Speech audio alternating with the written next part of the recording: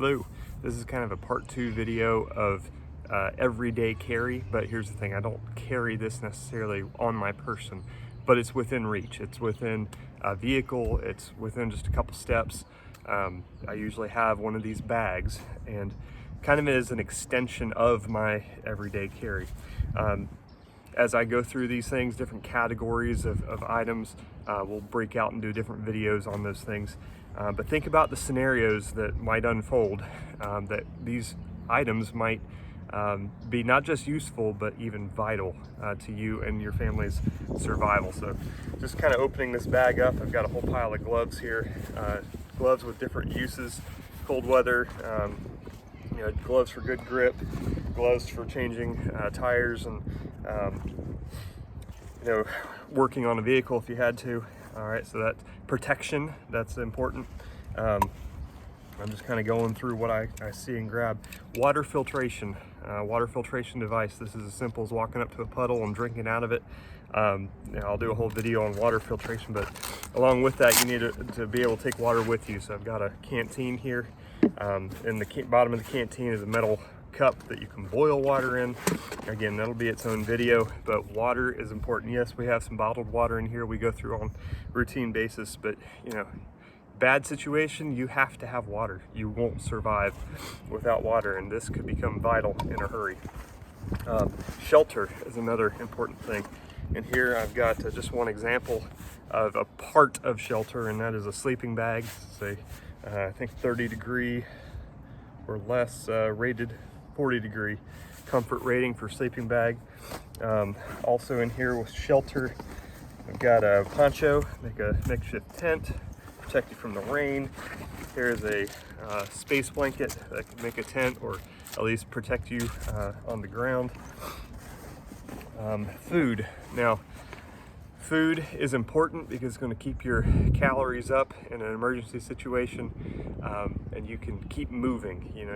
But here's the other thing: your body can go a long time without food. It's not going to be functioning as properly as you want it to. But I don't put food as a #1 priority. I put it as like a 3rd or 4th priority. But here's an easy food that you can carry with you. This is actually a food ration bar. It's 2,400 calories.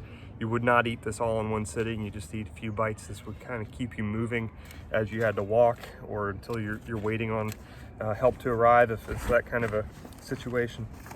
Let's see, different tools and items. I've got kind of a repair kit here. It's got a speedy stitcher. I've got a little stove kit in here. You can make a quick fire with the stove kit. Well, that'll be another video. I've got an emergency solar power thing that I can charge a phone up with. It has a little flashlight on it. Looking to upgrade this, but it's worked well for me over the years. In my other bag, and usually I kind of change gear between these two bags, I've got a multi-tool, and this is the Leatherman Signal. This is worthy of a whole video all unto itself. It's got a toolkit on it. I used to carry this every day on my person, but it started tearing my pocket up, the pocket clip, and so I got this cool sheath and the whole toolkit. I mean, this is so nice, but it's also heavy, so I don't carry it on my person anymore. I carry it in a bag, but really useful tool. Let's see. All right, this other thing I'll go ahead and pull out quickly.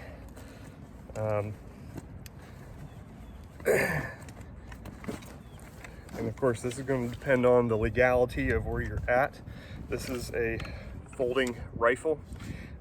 It's a Kel-Tec Sub 2000. Has a flashlight and a laser sight also on it. It's chambered in 9mm. These magazines are interchangeable with the Palmetto State Armory pistol that I showed you in the everyday carry video. This is just one option. Now here's the thing with legality. It's technically illegal to conceal a rifle, at least in public settings. So I wouldn't go walking through Walmart with this in a backpack. And my concealed carry license does not specifically apply, at least in my state, to that. So you've got to be careful. But in a grid down situation, potential threats on the streets, having to hike, I would take the risk of carrying that with me down the road as a protection for me and my family. And again, it does go to context. Some of the places where I'm at, the possible threat is going to be an active shooter kind of situation.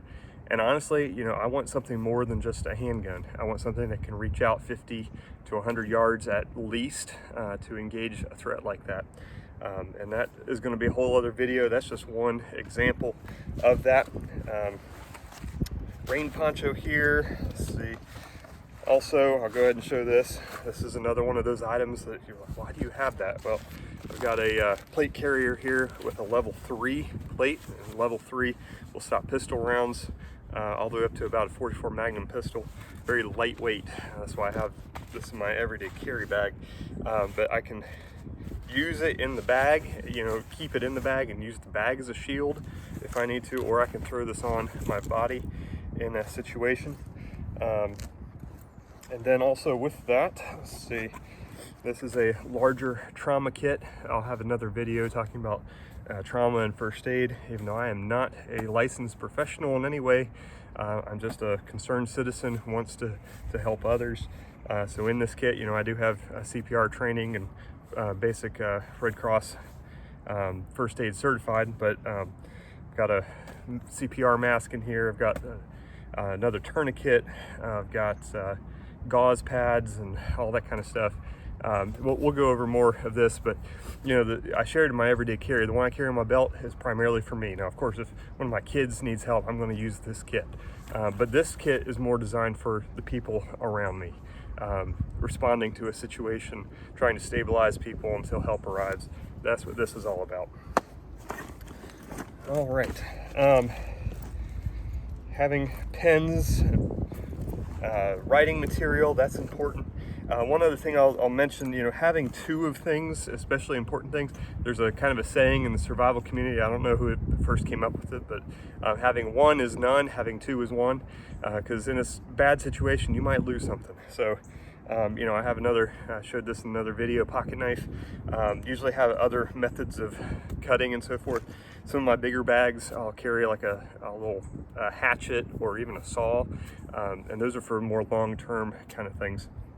But all these things, you know, you might say, why would you take the effort, the time to carry it? Well, again, if I'm going to be in a situation, whatever that might be, a hurricane, some kind of an invasion, some kind of, you know, a nuclear disaster. I mean, we could go down the list, but you know, I'm not trying to plant fear. I'm just trying to say these things can happen, and they do happen. You just turn on the news; it's happening in other parts of the world. You know, so I want to be ready to respond in those moments, and not having these things in those situations could be deadly. So I'm going to take the time and the effort to have these things, and that's why I'm sharing this video, to challenge you if you're feeling led to be more responsible for yourself, for your family, and for your community. You know, maybe it's time to invest in some of these things now. Last thing I'll show real quick, the bag. This is a Mystery Ranch bag. I don't know what brand this is, but it's a little like a messenger kind of bag. And there's other bags. I try to keep, especially this one, not looking so military-esque. So if I did have to walk down the side of the road, I'm not pegged as, oh, you know, there's a soldier or whatever, you know. And some of this stuff I can fit into a laptop case, you know, laptop bag, even more low profile. Some of this stuff, if I had a big jacket, I could conceal it on my person if I really had to. So just some thoughts, some ideas. You need to do what works best for you and for your family. Again, I'd be happy to help point you in the right directions as best I can if you want to reach out to me via email. Check out some of the other channels on bag carry. The one that I subscribe to through this channel is TA Targets. Now that's more focused on being kind of battle ready, being a Minuteman, being ready to respond to an active shooter situation. There's a Warrior Poet Society. They have a lot of products on their website. I'm not, you know, paid by them in any way to say this, but you know, they have a lot of good gear. Gideon's Tactical, also another good starting point for some of this gear, for bags, for equipment and so forth. But be ready. Be ready. Thanks.